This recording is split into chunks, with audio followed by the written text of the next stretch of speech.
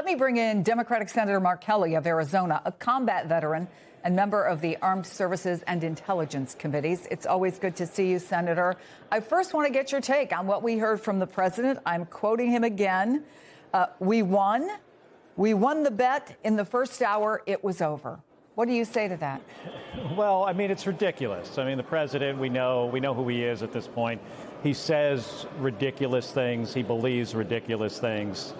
He's unlike any other commander-in-chief we've ever had. And at this point, you know, he took us into this conflict without any kind of strategic goal, without a plan, without a timeline, and with no explanation to the American people about how is this a good deal for them. I mean, what are hardworking people getting out of this? They're getting higher gas prices, you know, immediately right now. You pointed out that he said this was a good thing because companies make more money. But the American taxpayer, hardworking people, are getting a really bad deal. So Americans are worried about gas prices. We know that. And the president first talked about using the Navy to help escort oil tankers through the Strait of Hormuz to ease the problems. And then here's what Energy Secretary Chris Wright said about that today. It'll happen relatively soon, but it can't happen now. We're simply not ready. Do you think by the end of this month, the U.S. Navy will be escorting some of those ships through the strait?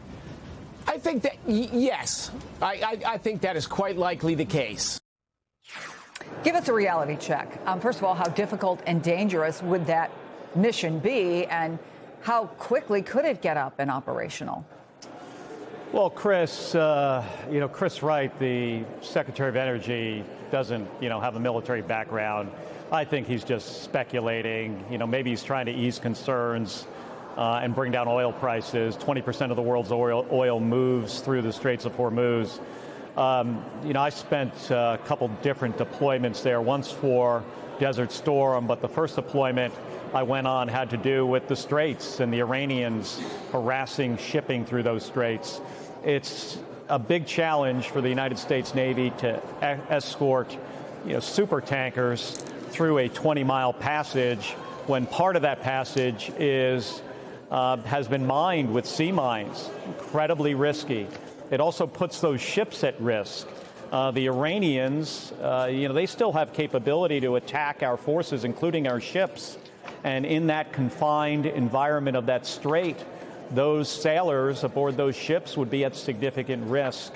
So it will be, if we get there, it'll be a very serious decision. And I don't expect, this Secretary of Defense and the people around him to be very well equipped to make those kind of decisions. Again, they got into this thing without a plan, and because of that, we don't know where this is going. And so then today, Senator, when you hear the new Supreme Leader say it's their intention to keep up the pressure, that they're going to keep the Straits of Hormuz closed, where does that leave the U.S.? Well, I think it leaves us in a pretty tough spot. Most of that oil goes to China and India, so to Asia, that crude oil, but it does affect the worldwide market price for crude oil and also for natural gas. So we're going to see higher prices at the pump, but also, people will pay more for gas, and just energy in general will cost more.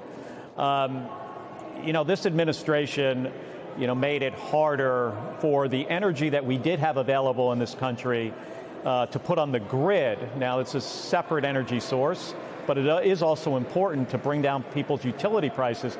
They made it harder to permit solar and wind projects over the last several years, and because of that, energy prices have gone up. We're trying to fix that with this administration. They need a comprehensive energy policy, which is currently lacking at the White House. Well, let's talk about what can be done in the short term. The U.S. now tapping into the strategic oil reserves to try to bring down gas prices. But I understand you've got another idea involving suspending the federal gas tax? Yeah, it's 18.4 cents per gallon. It would provide some relief for consumers. It's the right thing to do. We should get bipartisan support. We should get it passed, and it would bring down that gas tax until October. Well, what are the conversations you're having with other senators, but particularly on the Republican side, about that? Well, we're starting those conversations now. This has been a proposal that has, happened before. As prices rise, there's going to be pressure on my Republican colleagues to be supportive of this idea or other ideas that'll help relieve some of the pressure on the budgets of hardworking Americans. Let's talk about the budget of the military. The Pentagon informed Congress, as you know, the U.S. spent more than $11 billion just in the first 6 days of this war alone. There's also been reporting the administration may have to come to you folks in Congress for more money. So how do you see that unfolding if they do? Well, not well. Myself and many others did not support getting our country into a war with Iran. It just did not make sense at this point. They were not an existential threat. The president, Midnight Hammer was a tactical success. It wasn't a strategic success last summer in trying to destroy the nuclear capability of the Iranians. The president said it was obliterated. It was clearly not obliterated. Hard to destroy targets that are underground, that are spread out in different sites. So what was the strategic goal here? Now we're in a conflict where the first 2 days, the munitions we expended were billions and billions of dollars. That continues. The rounds we're firing, Patriot rounds, THAAD rounds, Tomahawk, which are cruise missiles to hit targets. These weapon systems, each round is millions of dollars. Tomahawks can be, and SM-3 interceptors could be up to $20 million. And they're firing cheap drones. So the math on this doesn't work. The president put the U.S. military in this situation. He's also asking for a $1.5 trillion defense budget next year. We had a supplemental last year. Hey, I want our service members to be well equipped and defended. But coming to us right now without having a strategic goal and without having a plan for how this ends, it's awful timing. Let me ask you finally, because I know you and some of your fellow Democrats have new legislation aimed at providing some broad tax cuts at a time when so many Americans say they're hurting. Let me play devil's advocate for a minute. Is this about politics, about establishing some talking points ahead of the midterms, or do you have reason to think that this can get passed?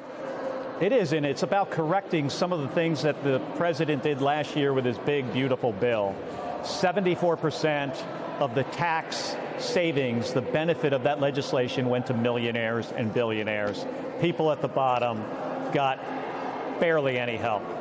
And by the way, the help they got expires in 2028, where the help for billionaires continues permanently. So that legislation was a bad deal for hardworking Americans. Hey, when I grew up, hard work paid off. It doesn't pay off anymore. I mean, who it pays off for is a middle-class person's hard work pays off for the wealthiest Americans. So this legislation is about giving a tax break for middle-class families. If you make $46,000 a year, you're not going to pay any tax. If you're a single person that makes $80,000 or a family $161,000 a year, you're going to get a tax break. And it's paid for. I mean, this isn't deficit spending, which is what the president's bill that he calls his big, beautiful bill, that was paid for by running up the national debt. This is paid for, just by making people at the top pay a little bit more in taxes to help folks at the bottom so they can get some relief, so they can pay their rent, maybe save for a down payment for a house, help their kids pay for college, maybe go on a vacation someday. It brings some sense of fairness to our tax system, which right now is just skewed in favor of the wealthiest Americans. Senator Mark Kelly, you've been very generous with your time. Thank you so much.